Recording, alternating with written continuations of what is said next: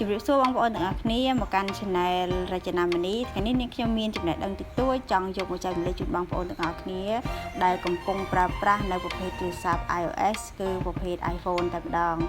មានបងប្អូនមួយចំនួនគាត់បាននិយាយថាគាត់ចង់ថតលក្ខណៈដូចថាជាលក្ខណៈវីដេអូលើ screen ប្រភេទទូរស័ព្ទរបស់គាត់តែម្ដងណានៅលើ screen ទូរស័ព្ទរបស់គាត់ប៉ុន្តែគាត់អាចថតជាលក្ខណៈវីដេអូបានប៉ុន្តែគាត់អាចថតទាំងសំឡេងបានគឺគាត់បានត្រឹមតែវីដេអូគឺអត់មានសំឡេងណាអញ្ចឹងថ្ងៃនេះនាងខ្ញុំនឹងប្រាប់អំពីវិធីចូលទៅធ្វើយ៉ាងម៉េចឲ្យយើងអាចថតទាំង screen ទូរស័ព្ទក៏បានហើយថតទាំងសំឡេងនឹងក៏បានអញ្ចឹងអូខេឥឡូវយើងចូលទៅ setting ទាំងអស់គ្នាដើម្បីធ្វើការ edit ណាឥឡូវយើងចូលមកក្នុង setting របស់យើងផ្ទាល់តែម្ដងណា setting ទូរស័ព្ទយើងផ្ទាល់តែម្ដងនេះអូខេឥឡូវយើងចេញសិន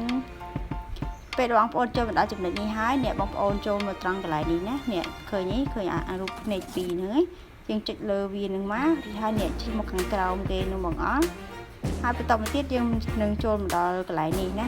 អញ្ចឹងបងប្អូនពិនិត្យមើលទៅកន្លែងនេះបងប្អូនមានឧបករណ៍ថតសំឡេងនឹងហើយនៅណាមានបើសិនជាបងប្អូនមានបែបនេះហើយគឺយើងអត់ពិបាកទេតែបើបងប្អូនអត់មានបងប្អូនត្រូវចូលមកត្រង់កន្លែងចំណុចនេះណាចំណុចនេះឃើញលេខបូកពណ៌បៃតងនេះទេអញ្ចឹងបងប្អូនចង់បានកម្មវិធីឲ្យបងប្អូនក៏ចុចលេខបូកពណ៌បៃតងហ្នឹងទៅអូខេហើយឥឡូវខ្ញុំជាមួយខ្ញុំចុចអានេះសាកមើលទីដោយសារតែកម្មវិធីនេះខ្ញុំបានប្រើរួចហើយណាខ្ញុំបានយកវារួចហើយអញ្ចឹងខ្ញុំអត់បានលុបវាចេញទេព្រោះថាបើលុបចេញទៅគឺខ្ញុំក៏អាចថតជាលក្ខណៈវីដេអូអញ្ចឹងជូនបងប្អូនដែរព្រោះខ្ញុំអត់ចង់យកទូរស័ព្ទផ្សេងទៅថតអញ្ចឹងវាអត់សូវច្បាស់វាអត់ស្អាតអូខេបងប្អូនក៏ឃើញនេះឃើញកម្មវិធីនេះហើយបងប្អូនក៏ចុចលេខបូកពុបមកវានឹងលោតមកកន្លែងនេះណាកន្លែងលេខដកពុកក្រហមហ្នឹងចុះបើបងប្អូនឃើញវាមកដល់ចំណុចនេះហើយគឺអត់បញ្ហាទេណាយើងអត់ពិបាកយកវាទេគឺបើន័យថាអូខេហើយអញ្ចឹងឲ្យយើងចូលទៅប្រើប្រាស់យើងចូលទៅកាន់របៀបប្រើប្រាស់វិញអូខេរបៀបប្រើប្រាស់គឺយើងគ្រាន់តែ scroll វាឡើងមកលើមកយើងនឹងឃើញឥឡូវវាកំពុងតែ record ណាអូខេយើងចុចឲ្យវាឲ្យជាប់ទៀតឃើញទេចុចវាជាប់បែបនេះអ្នកបងប្អូនចុចខាងក្រោមនេះណាអ្នកកន្លែងខាងក្រោមនេះយើងចុចលើវាទៅវានឹងលោតឲ្យទាំងសំឡេងទាំងថតលើ screen នឹងតែម្ដងហើយបងប្អូនត្រូវមើលចំណុចនេះផងបើសិនជាវាឡើងពណ៌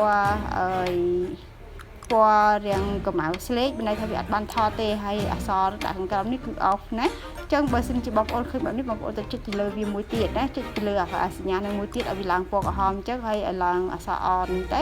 គឺអូខេបើន័យថាវាកំពុងតែដំណើរការអូខេសម្រាប់ចំណេះដឹងតិចតួចនេះគឺមានតែប៉ុណ្្នឹងទេហើយបើសិនជាបងប្អូនចង់ដឹងឬក៏ចង់មានចម្ងល់អំពីអ្វីមួយសូមបងប្អូន comment នៅខាងក្រោមហើយសូមបងប្អូនជួយ subscribe នៅ channel របស់នាងខ្ញុំផងជួយ like ហើយនឹងជួយ share ឲ្យខ្ញុំផងចាហើយសូមអរគុណទុកពីមុនអញ្ចឹងកុំភ្លេចណា subscribe បងប្អូននឹងបានទទួលនៅមេរៀនថ្មីៗទាក់ទងជាមួយនឹងការប្រើប្រាស់ទូរស័ព្ទការរកលុយតាម YouTube ការរកលុយតាម Facebook ហើយក៏ដូចជាការកាត់តរូបភាពផ្សេងៗដើម្បីទៅធ្វើ YouTube រកលុយអូខេអញ្ចឹងនាងខ្ញុំមានតែប៉ុណ្្នឹងទេហើយយើងជួបគ្នានៅវីដេអូក្រោយៗទៀតចាសូមអរគុណសូមជម្រាបលា